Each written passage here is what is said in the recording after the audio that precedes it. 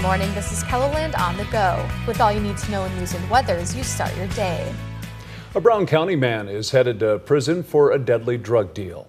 A federal judge has sentenced 29-year-old Carlin Millette to 25 years behind bars, followed by 5 years of supervised release. In February of 2023, Millette and a co-defendant told the victim the drugs they were buying were Percocet.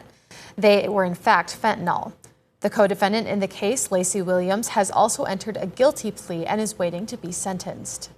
South Dakota Attorney General Marty Jackley says the deaths of inmates 39-year-old Jason Garou and 24-year-old Joshua Arrow, who were each discovered unresponsive in their cells, were, quote, likely overdoses. He says the Department of Corrections requested investigation of the deaths.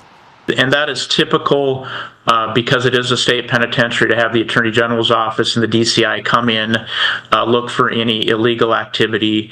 Certainly if they are overdose deaths, there's a component of a criminal investigation to ensue on where the chemicals came from.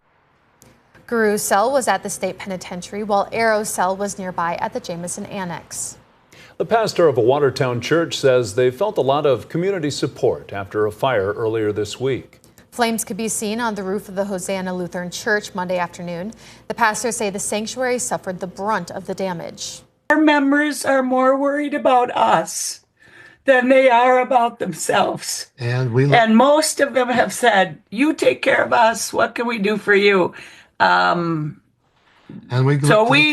them, and we have the promise of the Holy Jesus, Spirit, the Holy Spirit.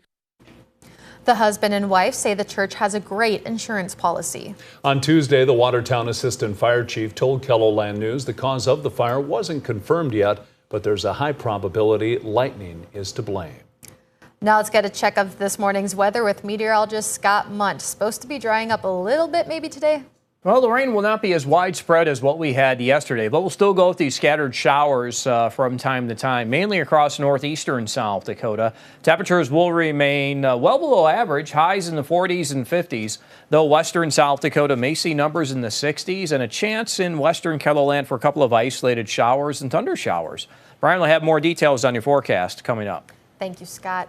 Starting today, firefighters in Rapid City will hit the streets for a good cause. People can help fill the boot to raise money for the Muscular Dystrophy Association. You can donate in person through Friday.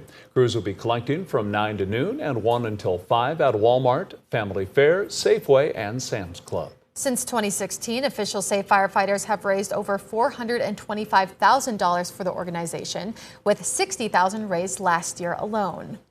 A Homestead Brew near Valley Springs is set to host its second annual Heritage Fireworks Show on Saturday. The event will include food trucks, games, and vendors and fireworks.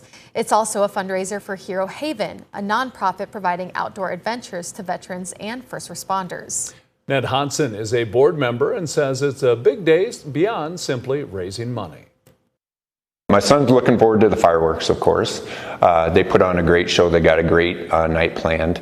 And just being able to interact with people and get the word out more about our organization and what we do for not only local heroes, but heroes throughout the United States.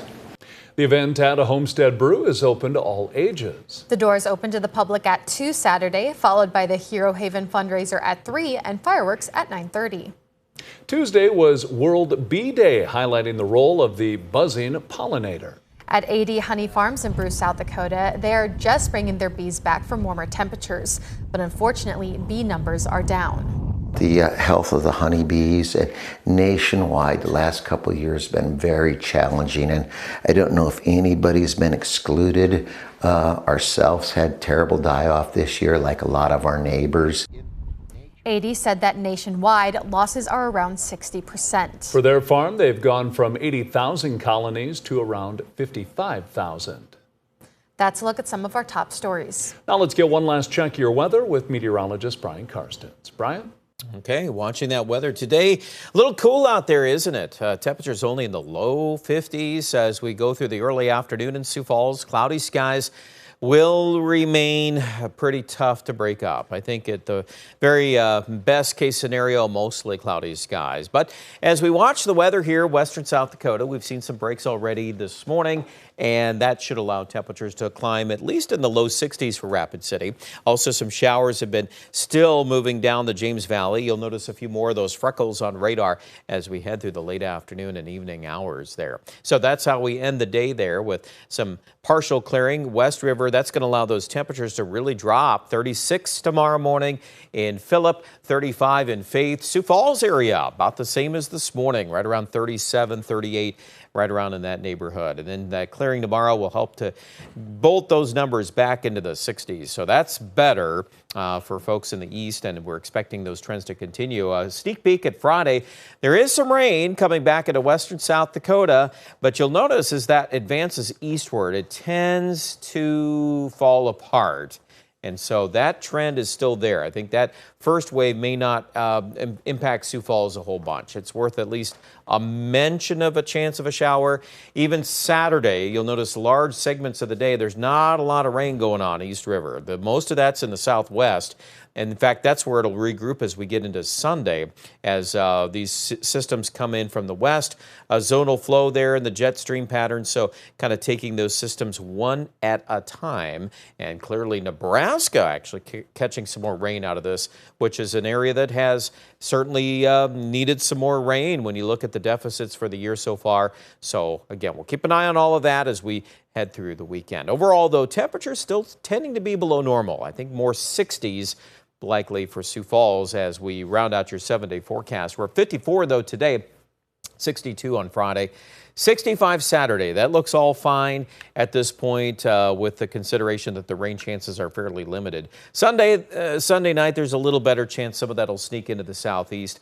After Memorial Day, which, by the way, Memorial Day itself is right there at about 66, it'll tend to warm up. That's the way it's looking. And Aberdeen in the northeast, we're also looking at some chances of showers, but I would still argue that the northeast is more limited. And you're wet anyway, or you've had a lot more rain the last couple of days and actually the last two systems. So let's focus south of Pier. I think those odds are a little better.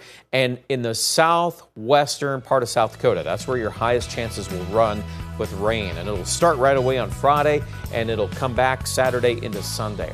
More details with the weather at KEBOLAND.com.